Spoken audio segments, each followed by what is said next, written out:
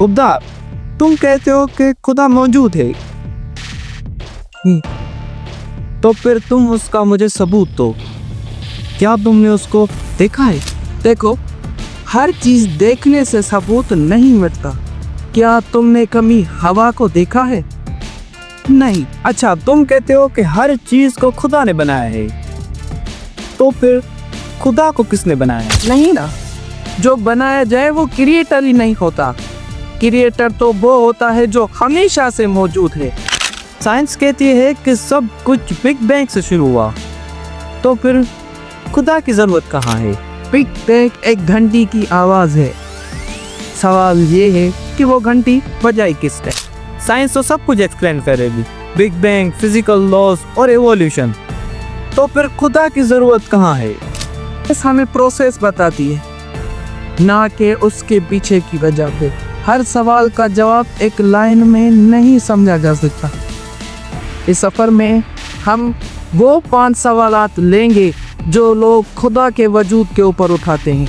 आइए समझते हैं इस सवालों का जवाब इस ब्रांड न्यू डॉक्यूमेंट्री में, the god believer and the atheist.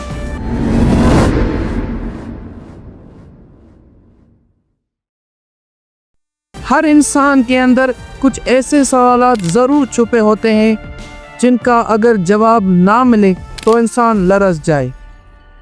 अगर जवाब मिल जाए तो उसका यकीन और ईमान और पुख्ता हो जाए। तो वो 5 बड़े सवाल जो ये एथियस्ट भाई हमसे पूछेंगे, हम उन सभी का जवाब देने की कोशिश करेंगे इस वीडियो में। Hello, hi, how are you? I am fine sir, sit here, okay.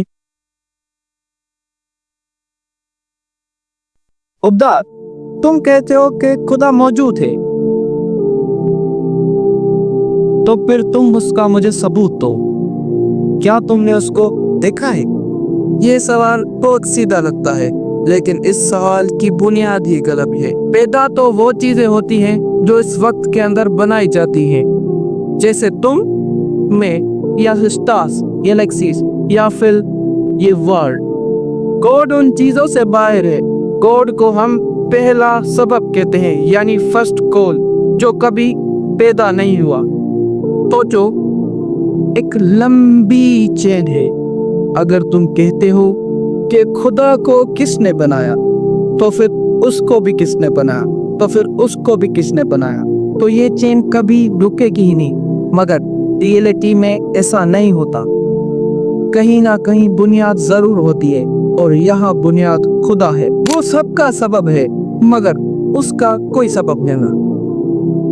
अब साइंस पर आए तो साइंस हमें यह बताती है कि यूनिवर्स कहीं ना कहीं से शुरू हुआ है, यानी टाइम, स्पेस, मैटर कहीं ना कहीं से बने हैं या शुरू हुए। जब टाइम ही खुद पैदा हुआ है तो गॉड को किसने बनाया, ये सवाल कैटेगोरिकली एरर बन जाता है। क्यों हम खुदा को ही फर्स्ट कॉज माने? ये एक नेचुरल लॉ भी तो हो सकता है ना? अब आपका ये सवाल कि वो पहला सबब कैसे हुआ, तो इसका सीधा जवाब है कि वो टाइम से बाहर है, यानी टाइम से बड़ी चीज है। मैटर से बाहर है, यानी नॉन मैटर है, और इतना ताकतवर है कि उसने यूनिवर्स को ही लॉन्च कर दिया। और सिर्फ अंधी कुदरत ही चॉइस नहीं करती। क्यों? सोचो, अगर सबब एक फिक्स लॉ होता तो उसका असर भी हमेशा से वैसा ही होता। मगर ये यूनिवर्स एक पॉइंट से शुरू हुआ है।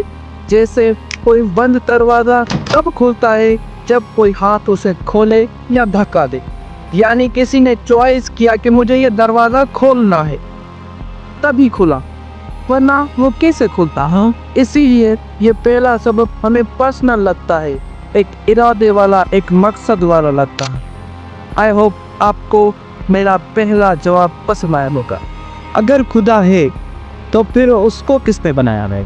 भाई, बहुत सीधा सवाल है, इसीलिए ज्यादातर लोग इस हिस्से पर अटक जाते हैं। आइए मैं आपको 2 सिंपल पॉइंट्स में इसे बयान करता। पहला, तुम देखने से क्या मतलब लेते हो? जब तुम सुनते हो कि मैं देखना चाहता हूँ या देख रहा हूँ, तो तुम ज्यादातर एक फिजिकल ऑब्जेक्ट को समझ रहे होते हो या इमेजिन कर रहे होते हो।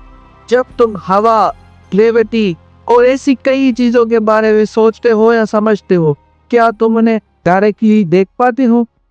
नहीं।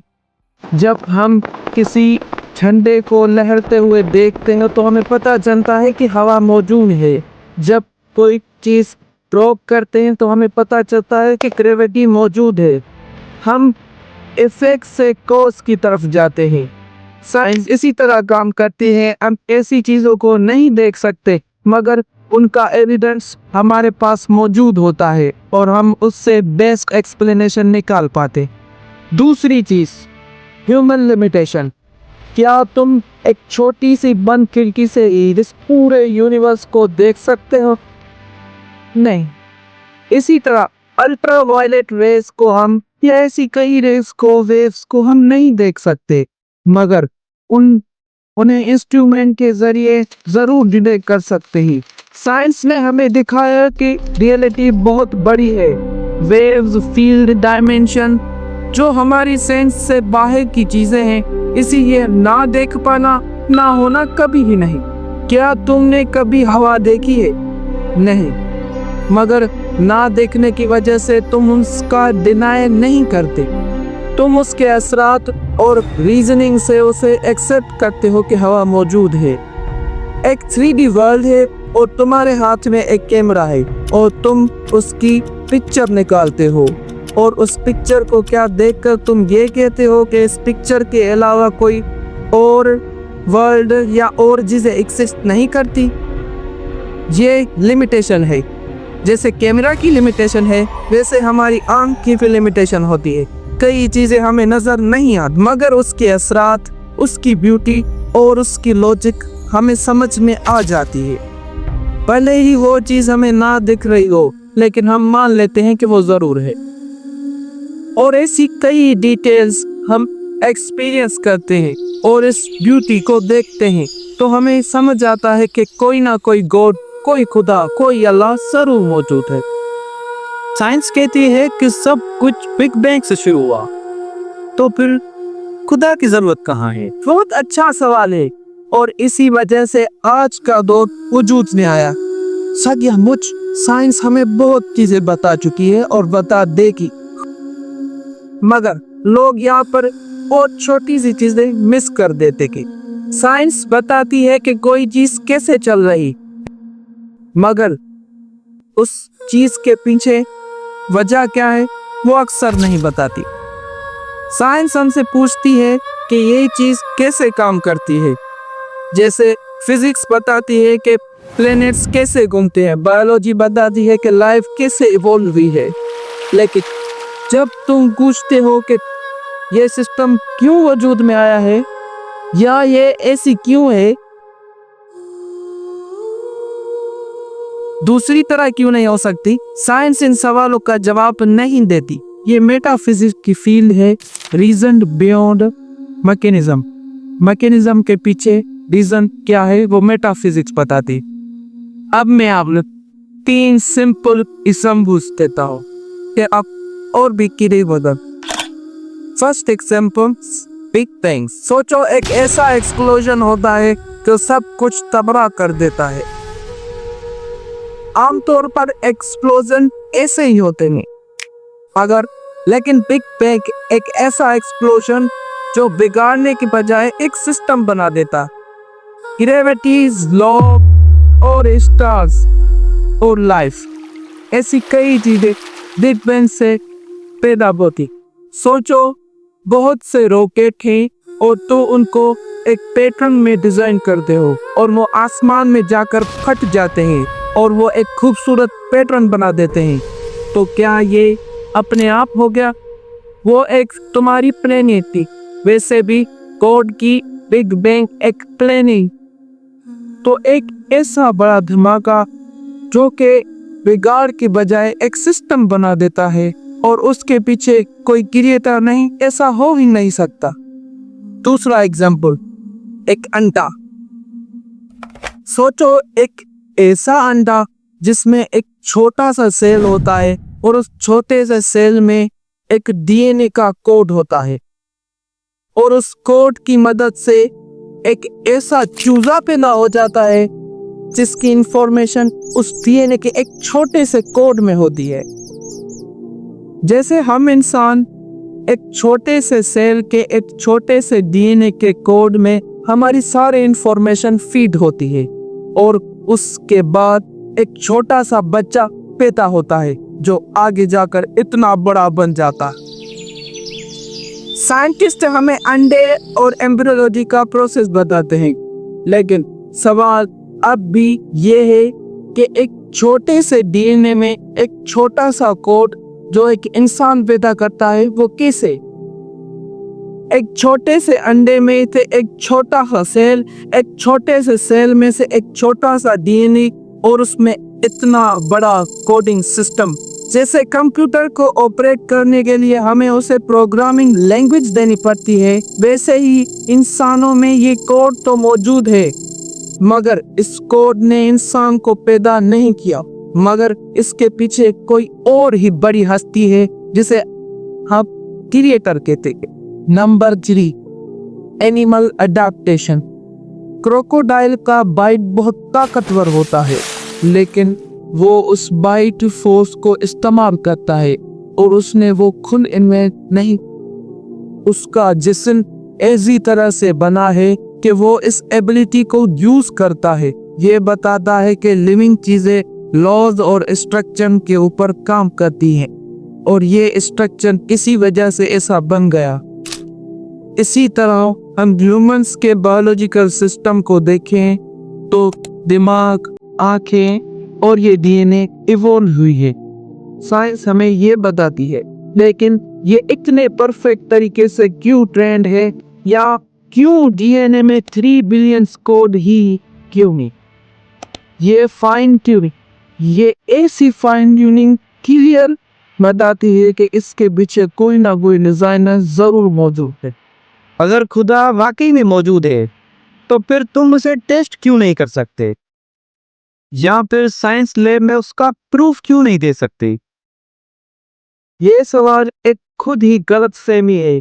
साइंस एक टूल है जो फिजिकल वर्क का मुताला करती है, वो जिनका वेट, साइज और जो मेजर की जाए, लेकिन गॉड वो चीज नहीं है। वो तो वजूद का सोर्स है। गॉड को लैब में साबित करना ऐसा ही हो गया कि तुम मोहब्बत को स्केल पर नापना शुरू कर दो, या फिर तुम इंसाफ को इंच बाय इंच मापना शुरू कर। गॉड एक इनफाइनाइट बीइंग है। वो ऑर्डिनरी चीजों की तरह नहीं है कि उन्हें लैब में जाकर एक्सपेरिमेंट किया जाए या वही उनका एक्सपीरियंस किया जाए। अगर जो गॉड एक्सपेरिमेंट में आ जाए वो गॉड ही नहीं रहता, क्योंकि वो अपनी इनफाइनाइट नेचर को खो देगा। गॉड तो वो है जो हर लिमिटेशन और एक्सपेरिमेंट से दूर है। सोचो जरा, एक 2D कैरेक्टर जो एक प्लेन वर्ल्ड में रहता हो, उसे 3D वर्ल्ड के बारे में क्या पता होगा? उसके टूल्स और उसका जहन बहुत लिमिटेड है। वैसे ही ये हालात गैलेक्सी, मैटर, यूनिवर्स और सब चीजें ये हमारे लिए है। गॉड इन चीजों से परे है और उसे कभी टेस्ट नहीं किया जा सकता, या फिर माइक्रोस्कोप के नीचे रखकर उसे देखा नहीं जा सकता। असल सवाल ये नहीं है कि साइंस गॉड को प्रूफ नहीं कर सकती। असल सवाल तो ये है कि हम लिमिटेड टूल से एक अनलिमिटेड चीज को मेजर करने की कोशिश करते हैं। साइंस हमें बताती है कि चीजें कैसे होती हैं, लेकिन गॉड हमें ये बताता है कि ये चीजें ऐसी ही क्यों होती है।